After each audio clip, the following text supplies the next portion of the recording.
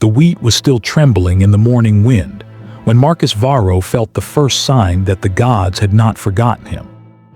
It wasn't thunder, it wasn't a flaming apparition. It was the silence. The cicadas stopped singing. The birds in the olive groves fell quiet. Even the wind seemed to hold its breath. Marcus, kneeling in the damp earth of his small farm in the Campanian hills, looked up and saw the oldest olive tree in the grove burning with golden flames, yet remaining unconsumed. He wasn't startled. After 27 victories in the Colosseum, after killing men for coin and surviving beasts that even the poets dared not name, Marcus had learned that true terror doesn't come with screams, but with silence. And this was the silence of the gods. "You disappoint me, Varro." The voice didn't come from above or from behind. It came from within him, as if his own soul had spoken. But he knew it wasn't his voice. It was deeper, older, woven with the sound of the sea crashing against primordial rocks. Marcus rose slowly, his hands soiled with earth, his body scarred with stories Rome preferred to forget. It had been 10 years since his last fight. 10 years since the Emperor Domitian, impressed, or perhaps just bored, had granted him freedom, land, and the right to never enter an arena again. Marcus had accepted it all except the glory. He had buried his gladiator name, black iron, along with his weapons, under a stone near the Tiber. "I am retired," he answered without fear, without reverence. "Retired," the laughter echoed like waves breaking on cliffs. "Do you think the gods care about retirements?" From the golden flames, a figure emerged. Tall, wrapped in a mantle as blue as the sea abyss, with silver hair that seemed made of foam and mist. His eyes were green as deep seaweed, and on his brow shined a diadem of coral and pearls. In his hands, he held a trident not of metal, but of frozen lightning. Poseidon, god of the seas, of earthquakes, of horses, and of fates that drown before they are born. "My daughter has been stolen," the god said, and his voice made the ground tremble slightly. "Taken by Hades while she was gathering narcissus on the banks of the Peneus. Now she is trapped in Erebus, forced to wear a crown that binds her to the darkness. If she remains there for one more full moon, her soul will merge with that dead land, and she will never return." "And why me?" Marcus asked, wiping the dirt from his hands with a rough cloth. "Because you have already died 1,000 times in the arena and returned. Because your heart doesn't beat for glory but for choice. And because my daughter carries the key of the cosmic tides. If Hades possesses it, he can drown the sun with the primordial waters." He paused. The wind began to blow again, but now it carried the scent of salt, algae, and something older, divine fear. "Refuse and I drown this farm. Refuse and your crops will turn to salted ash." Marcus looked at the golden fields. He knew he had no choice, but he also knew something the gods forget. Men who have already lost everything do not fear threats. "Tell me where she is." Poseidon extended his hand. In his palm rested a silver shell, pulsing with soft light. "This is the conch of Mnemosyne. It will guide you through the path of shadows. Drink from it when you doubt. But beware, each sip brings memories, and some memories kill more surely than swords." The journey began at sunset. With only a tunic, an iron dagger forged by his own hands, and the silver conch hanging from his neck, Marcus headed south.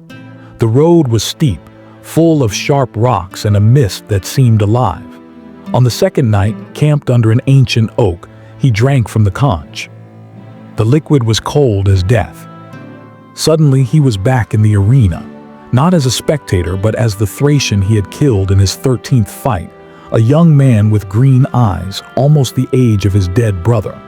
Marcus felt the blade tear his own flesh, the taste of blood in his mouth, the roar of the crowd like distant thunder. He cried out. He knelt, gasping, back in the real world. The conch had fallen to the ground. His hands were shaking. "So that's it," he murmured. "You show me what I most want to forget." The next morning he found Alecto, one of the Furies, sitting on a smooth stone, with owl wings and eyes that reflected the full moon. Who dares walk to Erebus without being dead? A man with a mission. Missions are for heroes. You are just a retired killer. I've been both. Alecto studied him for long seconds. Hades already knows you are coming. He has prepared traps made of unfulfilled desires.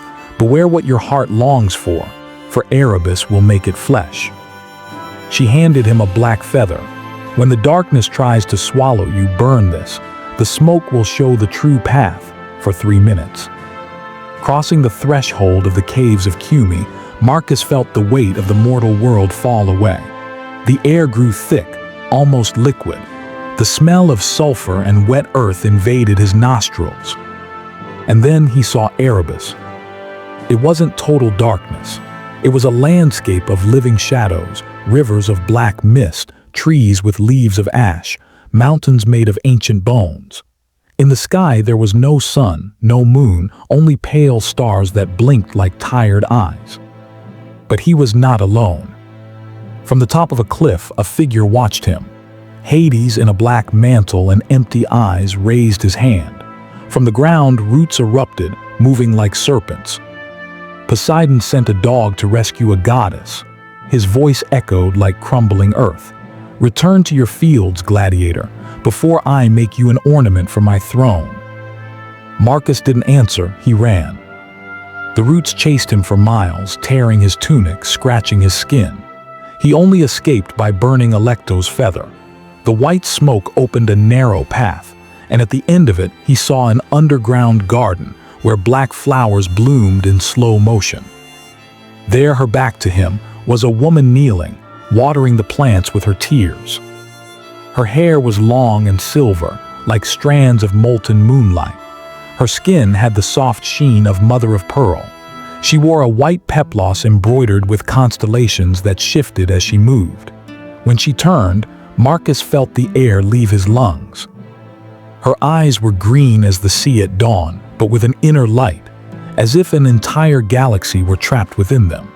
On her brow gleamed a crown of black thorns, pulsing with dark energy. "You shouldn't be here," she whispered. "My name is Marcus Varro. I've come to rescue you." She laughed, but there was no joy in the sound. "My father sent a gladiator, not a hero like Heracles or Orpheus. Heracles stole, Orpheus failed. I only know how to fight." Mythological approached. Her scent was of sea jasmine and fresh salt. When she held out her hand, Marcus hesitated but touched her fingers. A shock ran through his body. "Hades bound me with ancient magic." She said, "This crown keeps me from using my gifts, and the palace gate only opens with innocent blood, or a true kiss." "A kiss?" "Yes, but not just any kiss. A kiss given, expecting nothing in return." In the following days, they planned their escape, but not without conflict. "Do you think you can just kiss me and everything will be solved?" Mythological asked one night, as Marcus sharpened his dagger. "Love is not a magic key, gladiator." "I never said it was." "Then why are you here? For Poseidon, for glory?" "Because I saw you weeping," he answered, not looking up. "And I remembered there is still beauty in the world." She was silent for a long time. "I am not fragile," she said at last. "I can fight. I just need a moment of freedom." The next morning, as they crossed a valley of bones, they were attacked by the hounds of ash. Marcus fought with fury, but it was Mythological who stopped them, by singing a melody that made the creatures bow, as if they recognized her voice. "You have power," Marcus said, impressed. "The crown weakens, but it doesn't erase," she replied. "Hades knows this. That's why he keeps me from the sea." Later, as they tried to cross the river Lethe, whose waters erased memories, Marcus nearly fell. It was Mythological who pulled him back, holding his face firmly. "Don't let the past take you," she said. "You are more than your fights." He looked at her, and for the first time saw not a goddess, but a woman who also carried wounds. On the day of the escape, they faced the Onyx Gate. Black tall, sealed with runes that glowed red. Above it an inscription, "Only true love enters," Only sacrifice leaves. Marcus looked at Melidia. I don't know if what I feel is love. Love isn't a feeling, she answered. It's a choice. And then she kissed him. It was soft, deep, full of unspoken promises, and the moment their lips touched, the crown of thorns on her head disintegrated into golden dust. The gate groaned and swung open. But Hades was waiting for them. Seated on his throne of bone and shadow, the god of the underworld smiled. You brought her heart, Gladiator, but you forgot that every heart has a price. He raised his hand. Black roots erupted from the floor, wrapping around Melidia. To take her, you must stay in her place, forever. Marcus did not hesitate. I accept. No, Melidia screamed. It's not fair. Justice does not rule the underworld, Hades said. Bargains do. But before the roots could reach him, Melidia raised her hands. A golden light erupted from her chest. If he stays, I destroy everything, she said, her voice echoing like undersea thunder. Including you, Hades, including this realm. The god of the underworld hesitated. You wouldn't. I've already lost everything except him. Hades recoiled, but not without a cost. Go, he said, his voice laced with hatred. But know this, no one leaves Erebus without leaving something behind. And with a gesture, he touched Marcus's forehead. A sharp pain shot through his skull. As he fell to his knees, he saw in his mind's eye that he would never dream again. His dreams, good or bad, now belonged to Hades. Back on the surface, the sun seemed brighter, the air sweeter. Poseidon was waiting for them, standing on the waves. You fulfilled your mission. My daughter is safe. And him, Melidia asked.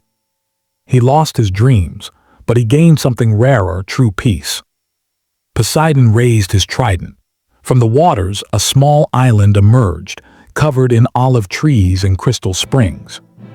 This is Thalassia, the Isle of Sighs. No one will find it unless love guides them. Live there. But no, the price of peace is the memory of what was lost. Years later, sailors swear they see, on full moon nights, an island that appears and disappears on the horizon. They say an ex-gladiator who no longer dreams lives there, and a sea goddess who sings to the stars. And sometimes, when the wind blows from the south, it carries with it the sound of a sweet song, and the echo of a kiss that saved two worlds. Because the gods play with destinies. But men choose, even when the price is the dream itself.